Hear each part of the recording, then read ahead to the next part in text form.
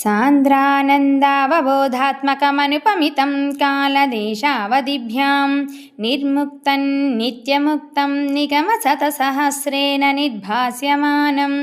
अस्पष्टं दृष्टमात्रे पुनरुरुपुरुषार्थात्मकं ब्रह्मतत्त्वं तत्तावद्भाति साक्षात् गुरुपवनपुरे हन्तभाग्यं जनानाम् एवं दुर्लभ्यवस्तुन्यपि सुलभतया हस्तलब्धे यदन्यत्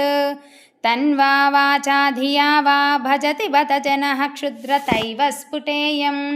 एते तावद्वयं तु स्थिरतरमनसा विश्वपीडापहत्यै निःशेषात्मानमीनं गुरुपवनपुराधीशमेवाश्रयामः सत्वं यत्तत्पराभ्याम् अपरिकलनतो निर्मलं तेन तावत् भूतैर्भूतेन्द्रियैस्तेव पुरितबहुशः श्रूयते व्यासवाक्यं तत्स्वच्छद्वाद् यदच्छादितपरसुखचिद्गर्भनिर्भासरूपं तस्मिन् धन्या रमन्ते श्रुतिमतिमधुरे सुग्रहे विग्रहीते निष्कम्पे नित्यपूर्णे निरवधि परमानन्दपीयूषरूपे निल्लीनानेकमुक्तावलिसुभगतमे निर्मलब्रह्मसिन्धौ कल्लोलोल्लासतुल्यं खलु विमलतरं सत्त्वमाहुस्तदात्मा कस्मान्नो निष्कलस्त्वं सकल इति वचस्त्वत्क्वलास्वेव भूमन् निर्व्यापारोऽपि निष्कारणमजभजसे यत्क्रियामीक्षणाख्यां तेनैवोधेति लीना प्रकृतिरसति कल्पापि कल्पादिकाले तस्या संशुद्धमंशं कमपि तमतिरोधायकं सत्त्वरूपं सत्त्वं धृत्वा ददासि स्वमहिमविभवा कुण्ठवैकुण्ठरूपं तत्ते प्रत्यग्रधाराधरललितकलायावलीकेलिकारं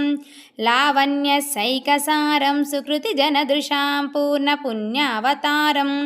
लक्ष्मीनिःशङ्कलीलानिलयनममृतस्यन्दसन्दोहमन्तः सिञ्चत्सञ्चिन्तकानां वपुरनुकलये मारुतागारनाथा कष्टाते सृष्टिचेष्टा बहुतर भवखेदावहा जीवभाजाम् इत्येवं पूर्वमालोचितमजितमया नैवमद्याभिजाने नो चेज्जीवाः कथं वा मधुरतरमिदं त्वद्वपुश्चिद्रसार्ध्रं नेत्रैः श्रोत्रैश्च पीत्वा परमरससुधाम्भोधिपूरे रमेरन् नम्रानं सन्निधत्ते सततमपि पुरस्तैरनभ्यर्थितानपि अर्धान् कामानजस्रं वितरति परमानन्दसान्द्रां गतिं च इत्थं निःशेषलभ्यो निरवधिकफलः पारिजातो हरे त्वं क्षुद्रन्त्रं शक्रवाटीधुममभिलषते व्यर्थमर्देव्रजोऽयं कारुण्यात् काममन्यं ददति खलु परे स्वात्मदस्त्वं विशेषात् ऐश्वर्यादीशतेऽन्ये जगति परजने स्वात्मनोऽपीश्वरस्त्वं त्वय्युच्छैरारमन्ति प्रतिपदमधुरे चेतना स्फीतभाग्याः त्वं चात्मा राम एवेत्यतुलगुणगणाधार शौरे नमस्ते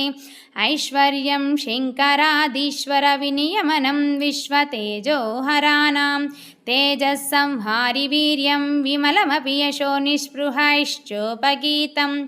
अंगासंगा सदा श्रीरखिल विदसि न क्वापि ते संगवार्ता तद्वातागारवासिन्मुरहर भगवच्छब्द मुख्याश्रयोषि श्रीहरये नमः।